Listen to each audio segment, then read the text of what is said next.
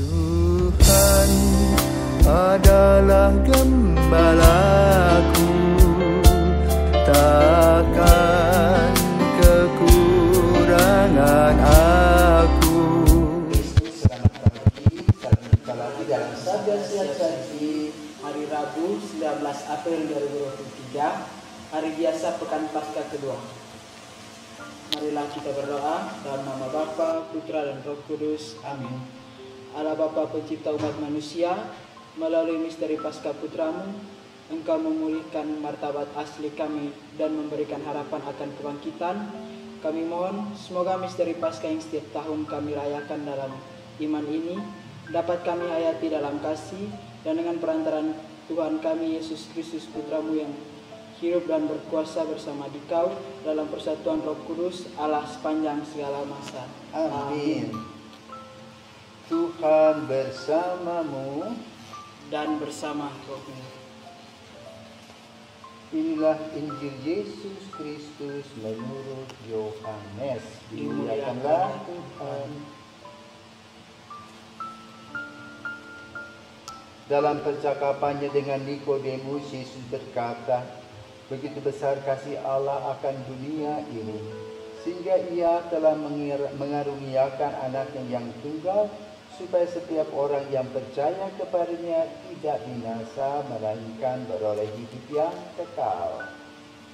Sebab Allah mengutus anaknya ke dalam dunia bukan untuk menghakimi dunia, melainkan untuk menyelamatkannya. Karena siapa percaya kepadanya, ia tidak akan dihukum. Tetapi barang siapa tidak percaya, ia telah berada di bawah hukuman, sebab ia tidak percaya dalam nama anak tunggal Allah.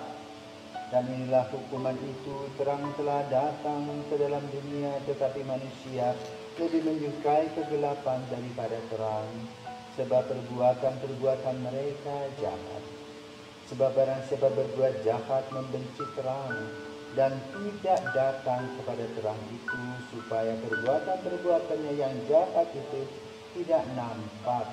Tetapi barang siapa melakukannya benar, ia datang kepada terang, supaya menjadi nyata bahwa perbuatan-perbuatannya dilakukan dalam Allah. Demikianlah sabda Tuhan. Terpujilah Kristus.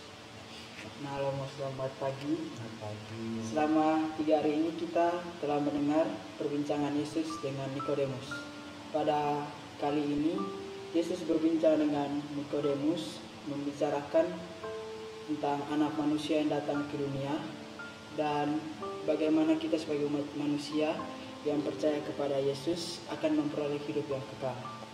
Dalam kehidupan seringkali orang itu merasa gelisah, kok saya sudah memberikan hidup saya dan mempersembahkan diri saya untuk percaya kepada Tuhan, kok masih saja saya memperoleh kesulitan atau mengalami kesulitan yang buat saya jadi gelisah. Nah, bagaimana pandangan Romo sebagai imam untuk meyakinkan umatnya dengan percaya kepada Tuhan akan memperoleh hidup yang kekal? Selamat pagi, Pedro. Kamu punya kumis ya? Punya. Apakah kamu tahu waktu kamu kelas 3 SD kamu punya kumis? Tidak.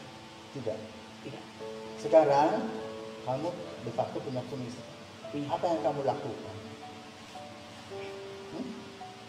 Apa yang kamu lakukan dengan kumismu itu? Kasih rati, Dipelihara. Berapa waktu untuk ratakan, ya? Ya kan? Karena sadar bahwa kamu sudah punya kumis. Waktu kamu belum punya kumis, kamu pelihara enggak? Ya. Demikian pula saudara terkasih ya.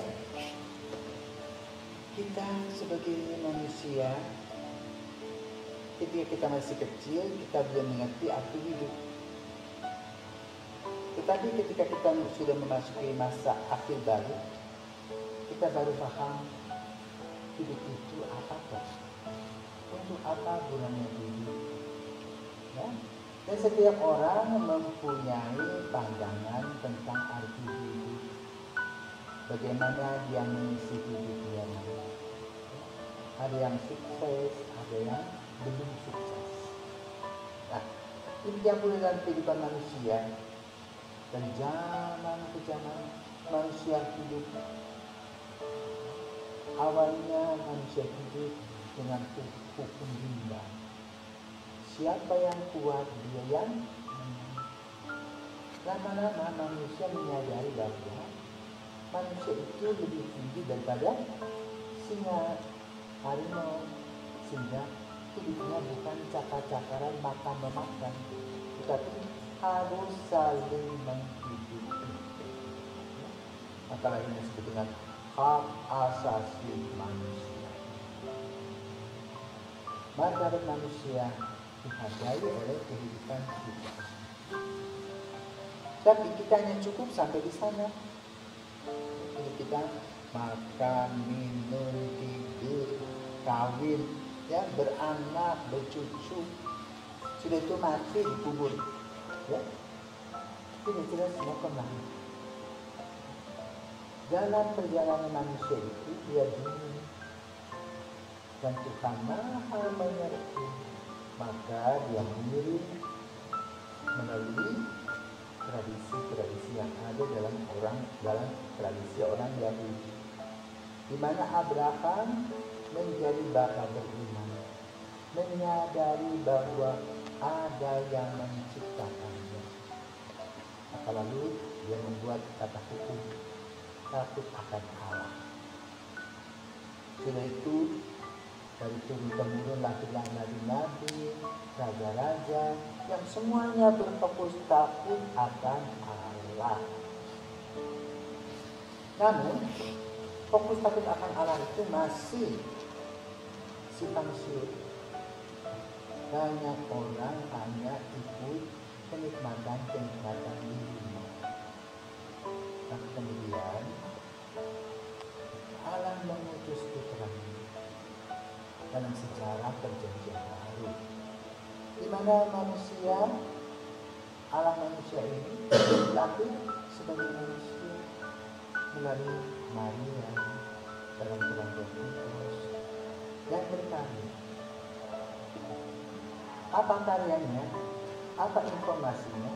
Nah, informasinya tadi salah satu adalah tadi yang dibacakan, bahwa manusia harus hidup dalam terang. Siapakah terang itu? Yaitu Kristus. Apa yang ditawarkan oleh terang itu? Kebahagiaan. Tetapi manusia lebih suka dalam kegelapan. Kenapa? Kita sulit sekali meninggalkan keinginan kita akan harta, keinginan kita akan kekuasaan, keinginan kita juga akan wanita laki-laki. Umur seperti ini kan, boleh dan cantik mendelik kan? Itu tangganya. Kadang-kadang manusia lupa akan hukum kasih Allah. Maka harus dalam kehidupan kita ada yang disebut dengan human trafficking, manusia menjual manusia lainnya, ada yang jadi berlangsung, narkoba, koruptor, bunuh-membunuh, fitnah-memfitnah, caci-mencaci dan sebagainya. Itu ada dalam gelap. Maka Yesus datang menerangkan, menginformasikan tentang keberadaan dirinya, yaitu sebagai anak Allah yang hidup dalam terang. Terang apa artinya? Nilai-nilai kehidupan ini. Satu, nilai kasih Allah, di mana Allah mengutus putranya, yaitu Yesus menjadi manusia, dan dia mengajarkan hukum cinta kasih yang diterjemahkan di dalam kehidupan nyata sehari-hari. Maka dengan apa yang disampaikan oleh Yesus, bagi orang-orang yang berada dalam terang paham bahwa hidupnya harus saling mengasihi, tidak hidup dalam dosa, tapi hidup dalam kebijaksanaan, dalam kekudusan, dalam membantu sesama dan sebagainya seterusnya untuk mencapai kebahagiaan. Maka itulah tugasnya Yesus dihadirkan dalam hidup kita. Dan kehadiran Yesus itu bukan semuanya beres. Bukan. Yesus melewatinya dengan pengorbanan dalam salib, dicaci maki, dihukum dan sebagainya. Namun dengan pengorbanannya Kristus sudah memberikan yang terbaik. Nah, kalau kita mau menjadi orang Kristen yang baik, belajarlah dari Yesus tentang cinta kasihnya, berani berkorban untuk orang lain, rela membantu sesama, ya, tidak membuli orang lain, ya, seperti menghidupinya.